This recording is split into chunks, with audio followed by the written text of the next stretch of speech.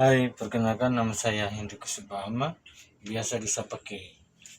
Di video kali ini saya akan menjelaskan elemen-elemen dalam model desain pembelajaran. Perlu diketahui ada 4 hal yang penting dalam elemen-elemen desain pembelajaran, yakni tujuan pembelajaran, kemudian evaluasi, materi, dan proses. Yang pertama kita beralih ke tujuan. Tujuan pembelajaran itu artinya target dalam sebuah pembelajaran, yang dimana dalam proses pembelajaran itu kita memiliki target atau tujuan dari pembelajaran kita. Kemudian menurut para ahli yang saya ambil, menurut David E. Kapel dan Edward L. Dejinoska, dia menjelaskan bahwa tujuan dari pembelajaran itu adalah sebuah deklarasi yang detail yang dikemukakan dalam sikap dan dimanifestasikan. Dimanifestasikan itu artinya sebuah pemikiran yang kita kembangkan atau kita buat secara nyata.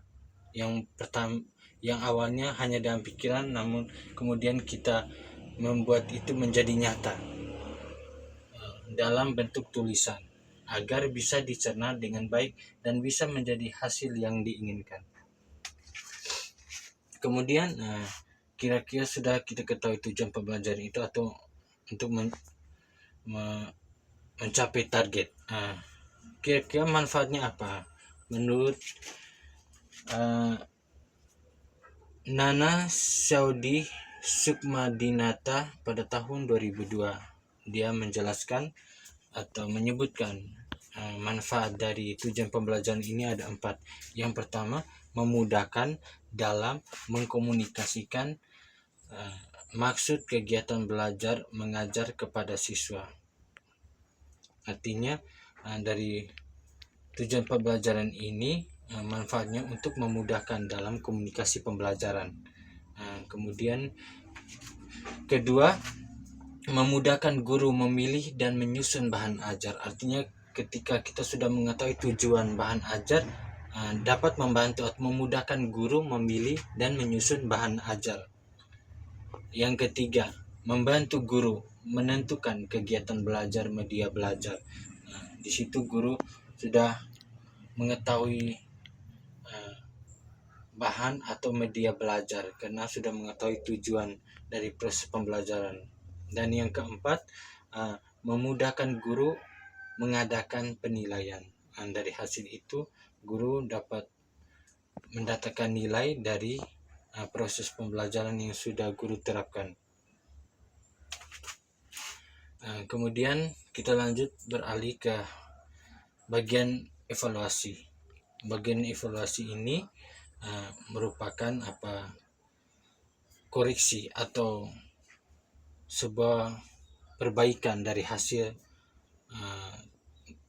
metode atau tujuan pembelajaran yang kita sudah buat. Manfaatnya untuk apa ya? Manfaatnya yang pertama, meningkatkan kemungkinan tercapainya suatu tujuan dan inisiatif. Yang kedua, memastikan sumber daya yang bermanfaat. Yang ketiga, mengidentifikasi apa dan mengapa rencana bisa berhasil. Jadi manfaatnya dari evaluasi itu kita bisa mengidentifikasi apakah rencana atau program yang kita buat ini ke depan bisa berjalan dengan baik. Yang keempat, mengidentifikasi area yang perlu ditingkatkan untuk layanan terbaik.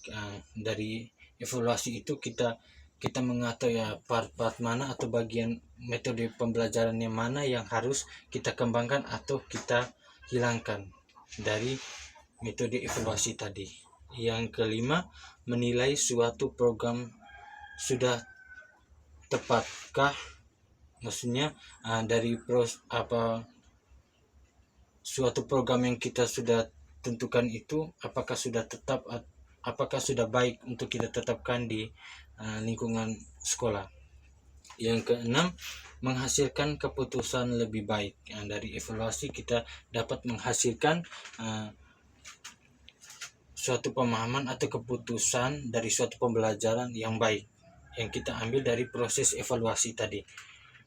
Ketujuh, pengembangan kemampuan sumber daya. Dari evaluasi kita sudah mulai mengembangkan pemikiran yang baik dalam proses menyusun proses pembelajaran yang baru. Yang ke-8, proses menentukan program lanjut atau tidak. Dari evaluasi kita lanjutan membuat program lanjutan dari hasil program yang sudah kita buat, apakah kita rubah atau kita kembangkan lagi atau kita tambahkan program. Yang ke-9, memotivasi untuk mengembangkan inisiatif dan meningkatkan kinerja. Artinya kita termotivasi dari bahan evaluasi dan kita mulai mengembangkan kembali dan meningkatkan kinerja kerja. Yang ke-10, dasar untuk komunikasi yang berkelanjutan antar tim. Kemudian fungsinya apa untuk bahan evaluasi ini?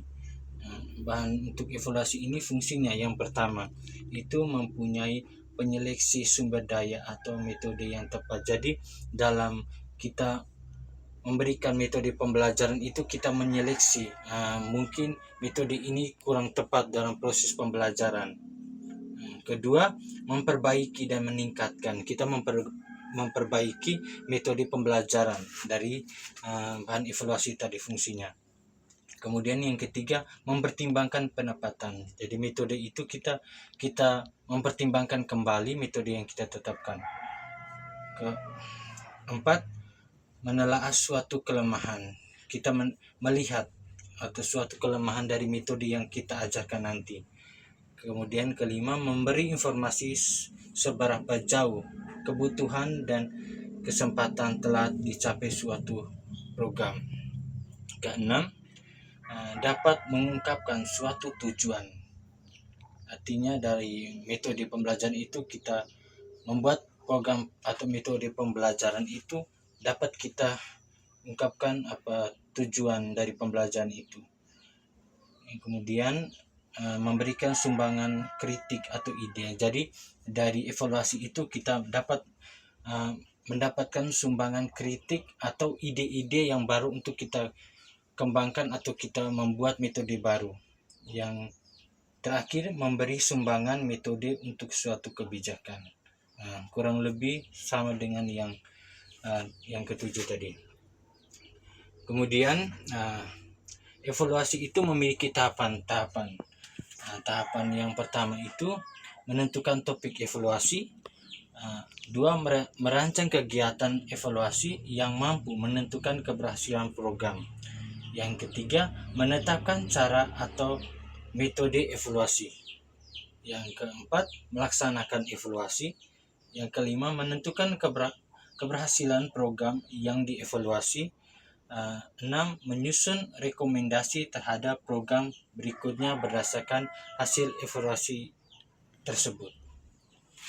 Kemudian kita beralih ke materi.